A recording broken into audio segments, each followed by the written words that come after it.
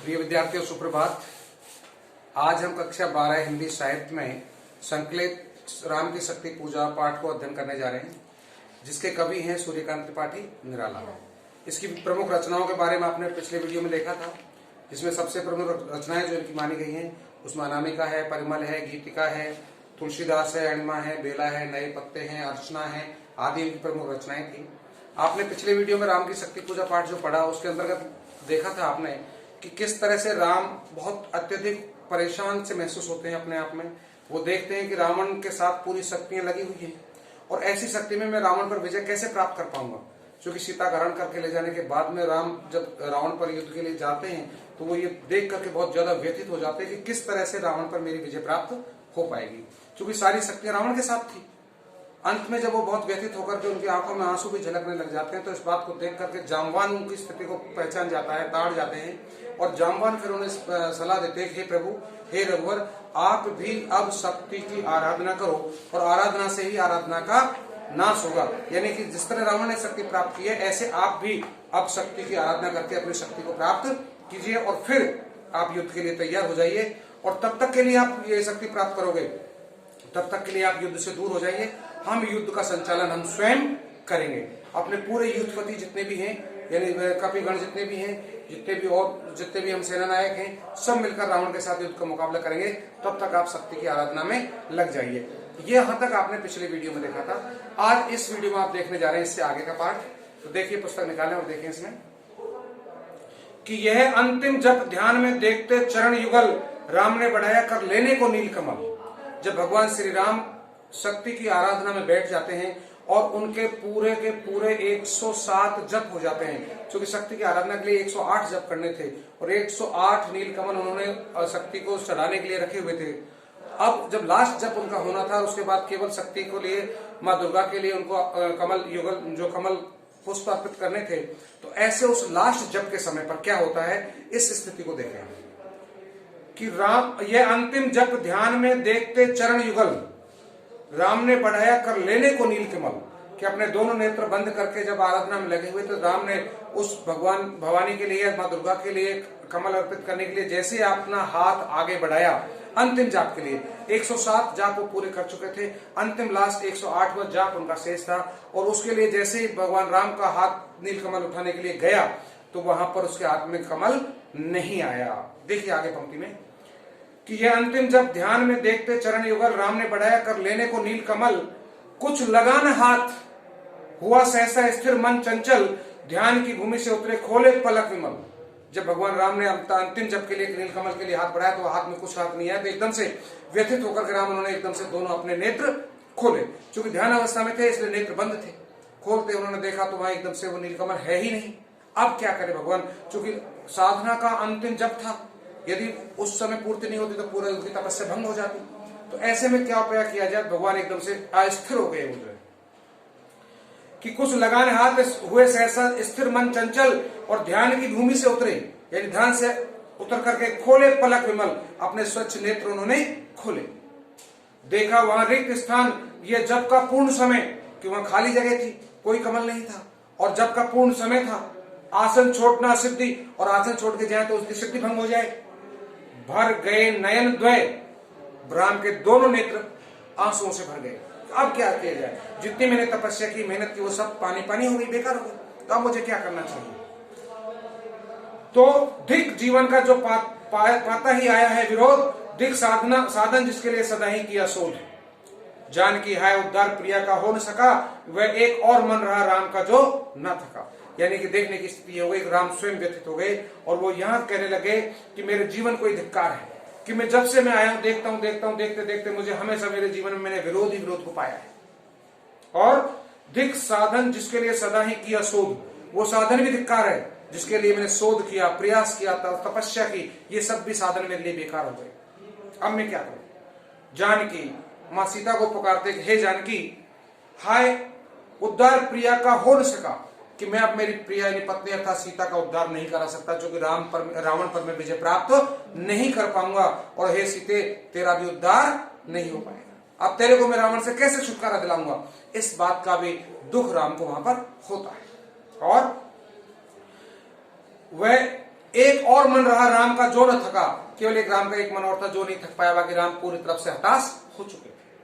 जो नहीं जानता दैन्य नहीं जानता विनय, कर गया भेद वे मायावरण प्राप्त कर जाए। और राम कहने लगे ऐसा वो रावण जो ना तो दया को जानता है ना विनय को जानता है, और वही आज पूरी सृष्टि पर अपना राज करने की तैयारी कर रहा है। यानी राक्षस आज देवताओं पर राज करने का प्रयास कर रहा है। सारी शक्तियों को जिसने अपने पास एकत्रित कर लिया रावण ने, इस बात का क्षोभ यानी दुख भी बहुत राम को सताने लग गया कि बुद्धि के दुर्ग पहुंचा विद्युत गति हत चेतन, राम में जगी स्मृति हुए सजग पा भाव प्रमन। एकदम सुन के मन में एक बहुत तीव्र बुद्धि से एक बात दिमाग में आई कि बुद्धि के दुर्ग पहुंचा विद्युत गति हत चेतन। हताश चेतन बुद्धि जो थी वो एकदम चेतन अवस्था में आकर के एक बहुत बड़ी बात के आधार पर पहुंची, बिजली की गति की तरह, कि राम में जगी स्मृति हुई सजग पा भाव प्रमन। अपने मन के भाव में विचार आए और विचारों को पाकर वो बहुत प्रसन्नचित हो गए एकदम से। क्या विचार आया देखिए राम के मन में कि यह है उपाय। सिद्धि पर बैठे बैठे उनके मन में एक उपाय आया, बिल्कुल एक उपाय है, अभी भी मेरी साधना पूरी हो सकती है। क्या कह उठे राम जो मंद्रित घन, कहती थी माता मुझको सदा राव जीव नयन। एकदम से वो कहने लगे बिल्कुल अब मेरी बात समझ में आ गई और अब इसका एक उपाय है।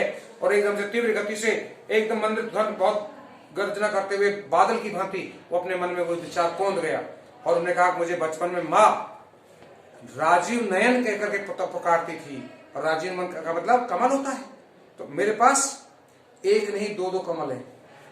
नेत्र, अपने नेत्रों को ही राजीव नयन कहकर के पुकारती थी। वो सुंदर इतने नेत्र थे राम के, तो नाम ही उनका राजीव नयन हो गया। तो मेरे पास तो एक कमल नहीं दो कमल है, अभी तो दोनों आंखें कि दो नील कमले शेष अभी है पुष्चरण, कि अभी तो मेरे पास दो नील कमल मौजूद है। यदि धरती पर रखे हुए 108 कमल में से एक नहीं तो गायब हो गया तो क्या हुआ, मेरे पास अभी दो शेष हैं। पूरा करता हूं देकर मात्र एक नयन, कि हे मां दुर्गा मेरे पास अभी दो कमल में एक नेत्र देकर के आपकी आराधना में पूरी करता हूं। कहकर देखा तुरनी ब्रह्मसर रहा झलक। ऐसा कहते हुए राम के ब्रह्मसर जो बाण था जो उनके तुनीर के अंदर रखा हुआ था वो झलक रहा था। लब जब उसकी सारी की चमकते की आवाज आ रही थी कि ले लिया हस्त लक लक करता हुआ महाफलक। और श्री राम ने तुरंत वो अपने तुनीर से बाण निकाल करके अपने हाथ में ले लिया। ले अस्त्र वाम पर दक्षिण कर दक्षिण लोचन, ले अर्पित करने को उद्यत हो गए सुमन। जिस क्षण बंध गया भेदने को दृढ़ निश्चय, कापा ब्रह्मांड हुआ देवी का तुरंत। यदि राम ने अपने वाम पक्ष हाथ में यानी बाएं हाथ में जैसे अपनी आंख को निकालने के लिए बाण को हाथ में लिया और दाएं हाथ से अपनी आंख को पकड़ा, ऐसे ही कि ले लिया ले अस्त्र वाम पर दक्षिण कर दक्षिण लोचन, दक्षिण लोचन बाएं नेत्र को निकालने के लिए जैसे वो अपने वो तैयार हुए, ले अर्पित करने को उद्यत हो गए सुमन, यानी सुमन माने पुष्प यानी कमल पुष्प अर्थात नेत्र रूपी कमल को अर्पित करने के लिए मां दुर्गा के लिए जैसे तैयार हुए श्री राम। जिस क्षण बंध गया भेदने को दृढ़ निश्चय, कि जिस क्षण उसी पल कि अब वो आंख को निकालने वाले हैं और तीर से ब्रह्मसर जो उनका था ब्रह्मसर से बाण को नेत्र को निकालने वाले थे, उसी क्षण एकदम कांपा ब्रह्मांड, पूरा ब्रह्मांड कांपने लग गया और कांपते एकदम से हुआ देवी का त्वरित उदय। मां दुर्गा वहां तुरंत एकदम से प्रकट हो गई। अब देखो क्या होता है, एकदम से मां दुर्गा के प्रकट होते ही मां दुर्गा क्या कहती है कि साधु साधु साधक धीर धर्म धन धन्य राम। हे साधु साधक धीर, हे साधना करने वाले साधक श्री राम, आप वाद साधुवाद हो, आप धीर माने धैर्य धारण करो। धर्म धन धन्य राम, आपके धर्म आपके धन और आपको धन्य हो बार बार हे राम। इस तरह से मां दुर्गा के द्वारा श्री राम को बोला गया कि कह लिया भगवती ने राघव का हस्त थाम। ऐसा कहते हुए मां दुर्गा ने श्री राम यानी राघव का मतलब श्री राम का हाथ उन्होंने पकड़ लिया, अर्थात उनके नेत्र रूपी कमल को निकालने नहीं दिया। कि देखा राम ने सामने श्री दुर्गा भास्वर वाम पद और स्कंद पर रहा दक्षिण हारी पार, कि जैसे राम ने देखा तो सामने एकदम मां दुर्गा खड़ी है। और दुर्गा का स्वरूप कैसा था यहां बताया है निराला ने, देखिए किस तरह से कि राम ने देखा मां दुर्गा का स्वरूप कैसा था कि सामने श्री दुर्गा भास्वर वाम पद असुर स्कंद पर, बायां पैर तो उसका असुर राक्षस के कंधे पर रहा, दक्षिण हरि पर और दक्षिण पैर रहा उनका सिंह पर। और ज्योतिर्मय रूप हस्त 10 विविध अस्त्र सज्जित, ज्योतिर्मय रूप, चमकता हुआ चेहरा और हस्त 10 हाथ, जिनमें 10 हाथों में विविध अस्त्र लिए हुए मां दुर्गा, मंद स्मित मुख, धीमी धीमी मुस्कान, मुस्कुराता हुआ चेहरा, लख हुई विश्व की श्री लज्जित, यानी ऐसे उस मां दुर्गा के रूप को देख करके भगवान पृथ्वी की संसार की लक्ष्मी भी लज्जित हो जाती थी। ऐसा मां दुर्गा का स्वरूप श्री राम ने देखा है। दक्षिण में लक्ष्मी सरस्वती वाम भाग, और उनके दाएं तरफ लक्ष्मी जी और वाम भाग बाएं तरफ सरस्वती विराजमान थी। दक्षिण गणेश कार्तिक, बाएं रंग राग, दक्षिण में गणेश जी और बाएं कार्तिक रणरंग रूप में वहां पर मौजूद, और मस्तक पर शंकर भगवान और पदम पदों पर श्रद्धाभार श्री राघव हुए प्रणत मंद स्वर वंदन कर। ऐसे मां दुर्गा के स्वरूप को देख करके भगवान श्री राम माता दुर्गा के चरणों में झुक गए, अर्थात नतमस्तक हो गए।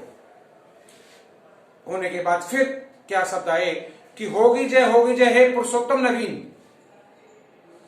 मां दुर्गा ने श्री राम को यह आशीर्वाद दिया कि हे पुरुषोत्तम श्रेष्ठ श्री राम, आपकी विजय होगी, आपकी विजय होगी। कह मां शक्ति राम में के वदन में हुई लीन। ऐसा कहते हुए वो दुर्गा मां शक्ति की आराधना करने के कारण श्री राम के शरीर में मां दुर्गा स्वयं विलीन यानी समाहित हो जाती है। इस तरह से भगवान श्री राम को शक्ति प्राप्त होती है, और इसके बाद भगवान श्री राम रावण के लिए युद्ध मैदान में जाते हैं और विजय प्राप्त करके सीता को वापस रावण से लेकर के आते हैं। तो इस तरह ये आपकी राम की शक्ति पूजा पाठ आज आपका समाप्त होता है। आपके लिए धन्यवाद।